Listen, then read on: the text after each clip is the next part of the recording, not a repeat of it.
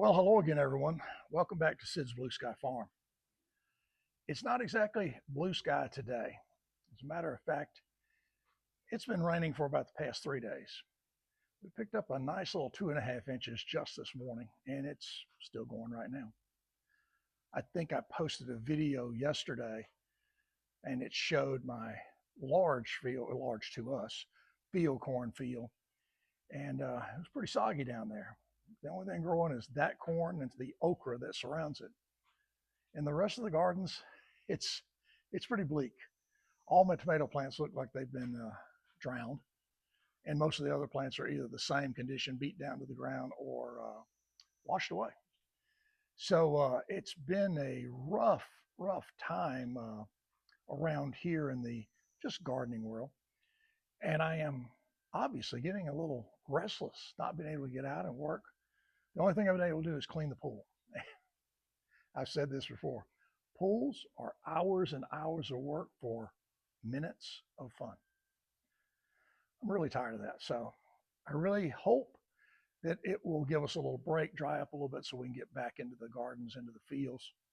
We'll definitely be asking for a lot of this rain come July. Last year, boy, I'll tell you, it was a drought from the middle of June until probably September. So I hope we don't go through that, but I would really like to see us get a little bit of a break between the storms that are rolling through here in central Alabama. And look, I'm not asking anybody to feel sorry for me. Um, I do this for fun and for having vegetables around the house for the family and for friends. So what I do feel bad for, though, are the farmers around here who do this for a living. And we grow corn. I think they grow a lot of soybeans around here and cotton.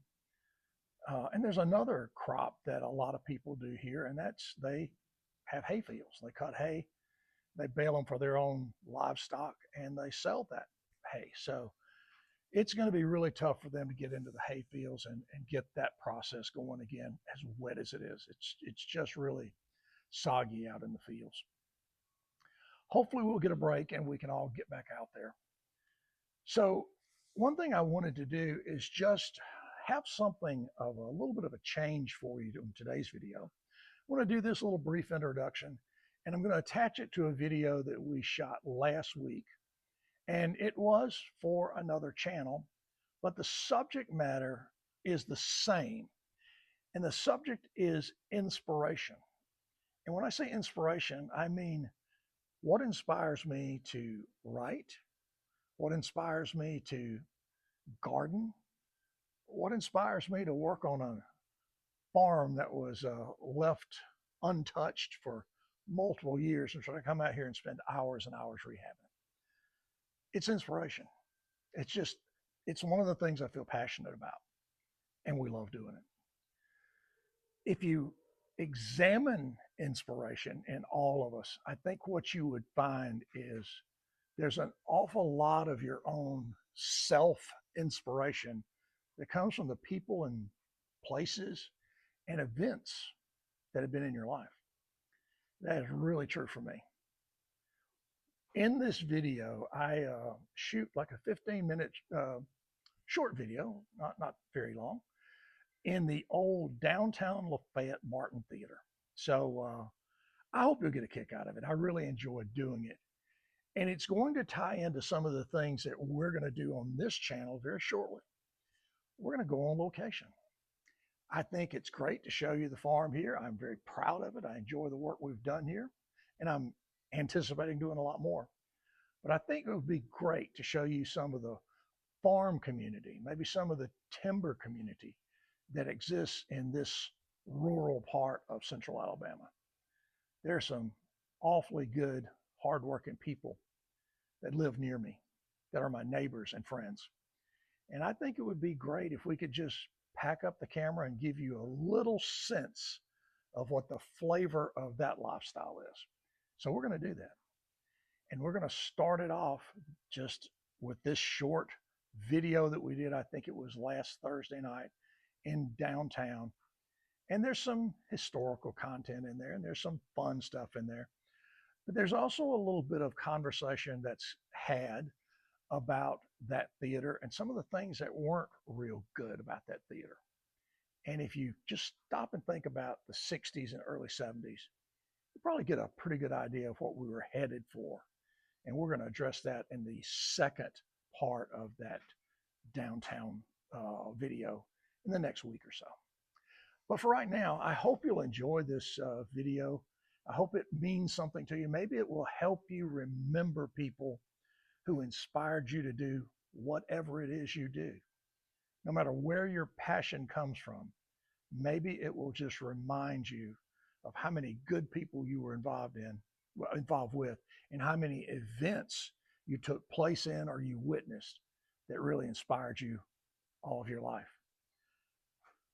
Until we get back on a hopefully tried out piece of property, we'll just run this one this week and hopefully get back out there and do some more Blue Sky Farm videos in the near future.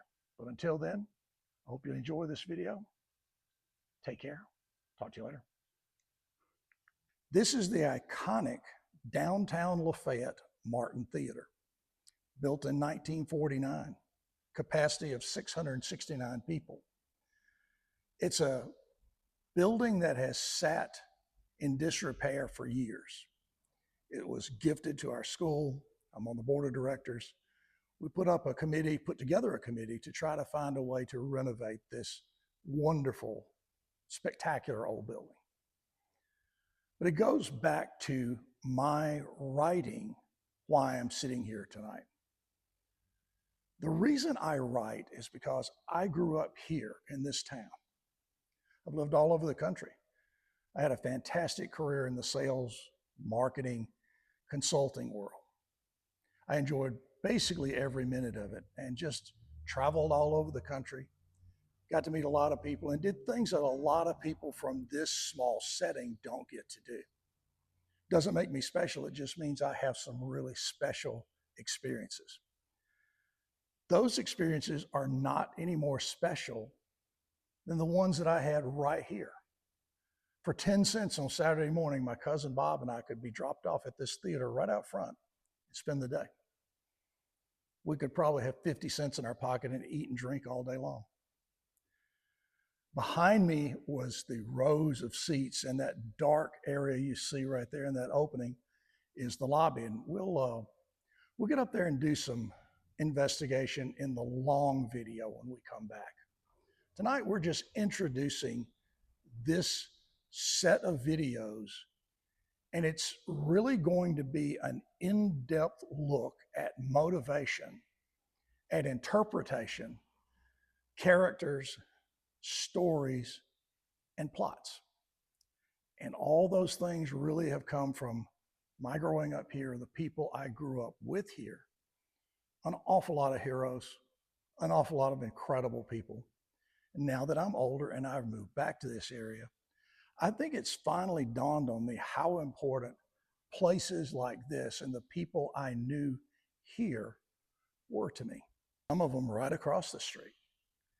And I think that's an interesting thing to talk about. So that's what we're going to do on this channel. I hope you'll come along for that journey with me. I think it's going to be interesting. And we look forward to just sharing some of the stuff that hopefully can translate into a little bit of motivation. Maybe some advice will come from it, or maybe there will just be someone out there who's contemplating writing that first book or 10th book that hears this and remembers things from their past, like people, places, and events that impacted them all their life. So I'm going to do one other thing. I'm going to stand up here and take the camera, and I'm going to show you what this picture really is about, because it's very important. It's the original opening night photo of this theater, and I think late 1949. I'm going to just walk over, grab the camera, and I'll just keep on telling you a little bit about this building. I'm going to take you over very close to this poster. The movie was Caribbean, John Payne and Arlene Dahl. That's the front of this iconic building back in those days. It really doesn't look an awful lot different. If you look to my left, where that spire is, below it on the roof line or the marquee roof, it says Martin, Martin, and then theater. So that was the owner of this chain of movie theaters. And it is a Quonset hut Art Deco building. And you'll see in the outside pictures when we get some of those going in a little bit better clarity, the greens, the whites, the reds that are a part of this beautiful old building. And now I'm going to tell you something. You see that spire? It was blown over in a tornado. But the top of it, which I'm assuming is some sort of bird, maybe a peacock, and it's about 200 pounds. So I'm not surprised that it blew over in a hurricane remnant or some wind system that happened here.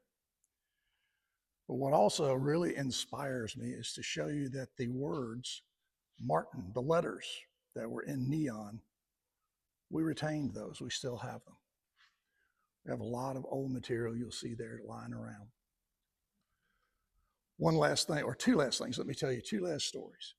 You see that little standard there, it's sticking out, and an electric cord below it. For years and years, a blue-faced clock. Blue because it made the light soft and it could stay on during the movie presentations. It was there for years and years and years. I desperately wanted that clock. I never got it, but boy, I hope someone has it and they're taking great care of it. I think those letters that have broken apart somewhat probably say MT. The top of the T is missing. But I think that was the logo that was Martin Theater. And yes, the floor has been leveled. This building was a couple of car dealerships, so it's gone through some different changes. This staircase is relatively new, and the lobby is straight through there. We're going to examine that a little bit later when it's better lighting. And to my right, that was the second entrance and the second ticket booth. We'll talk more about that. This building was used in a great movie that I still enjoy watching whenever it comes on. It's just one of those things that I find hard to believe was done here. Now, I just so happened didn't live here at the time. But the actors, the main actors, were William Dafoe. He was just one of those guys who was insanely popular at the time and did a great job. There are other major characters in this movie, and I'm going to leave one of them just as a mystery. Two primary characters in that movie, Mississippi Burning in, I believe, 1988. So you'll think of his name. One name is Gene, and you'll probably come up with the rest of it. But that's the back view here. And yes, we do have an awful lot of renovations to do. This area that you're looking at now was the old stage. You can tell that by how high the doors are. I'm going to show you a little bit here on the ground. Some escape tunnels. There's two of them. I don't know if those were a part of the potential plays or acts that went on here. There's another one that's covered up. That stage went pretty high on the wall. And let me tell you, I spent an awful lot of time in this movie theater watching everything that came on. We'll get upstairs and we'll take you into the projection room and show you all the material that's up there later on with our very long video. But thank you so much for being here. I look forward to beginning this series and talking about the influences, the people who have really helped me understand an awful lot of things about living, growing up in a small town, and just dealing with life. Many of them were right here in this very small rural Alabama town. Hope you'll come back and join us. But until we get back to you again, everybody be safe. Take care. Have a great night. Bye-bye.